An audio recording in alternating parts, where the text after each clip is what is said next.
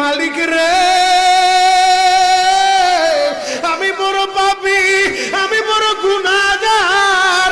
ও দয়ার আল্লাহ, আমি 10 বছর তোমার গোলামি করি নাই, আমি 20 বছর গোলামি করি নাই।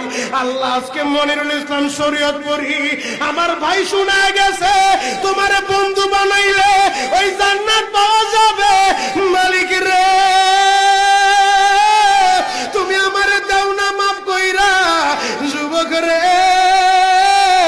যদি কেউ আল্লাহরে বন্ধু বানাইতে পারে তার কোনো আর চিন্তা নাই, তার চিন্তার কারণ নাই গো বাবা।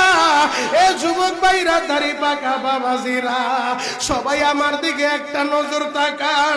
এই যে দেখেন আমি হাতের ভিতরে আহারে টিস্যু দিয়া কাফনের মতো একটা দৃশ্য বানায় ফেললাম। এমন একটা কাপড় আপনার শরীরে একদিন উঠে যাবে, আমার শরীরও একদিন উঠে যাবে।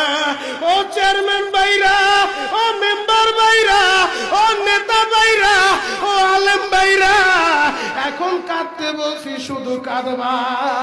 জীবনে কত জায়গায় আমরা গোসল করলাম।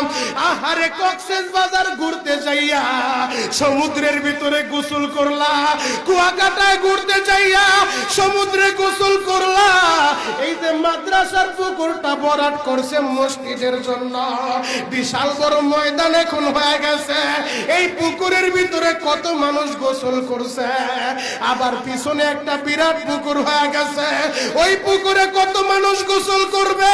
ও সোনামুখীর বাবা গো, তোমার বাড়িতে নিজের টিউবওয়েলে কতদিন তুমি গোসল করছো?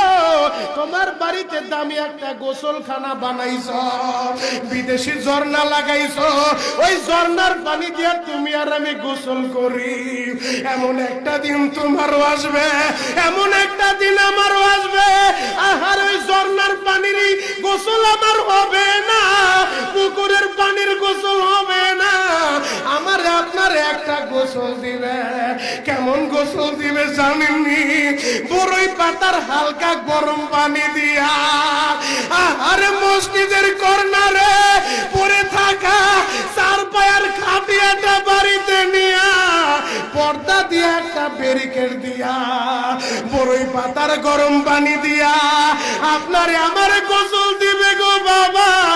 ওই গোসলটা যেদিন দেওয়া হবে, আহারে, এরপরে আর দামি কাপড় পরতে দিবে না।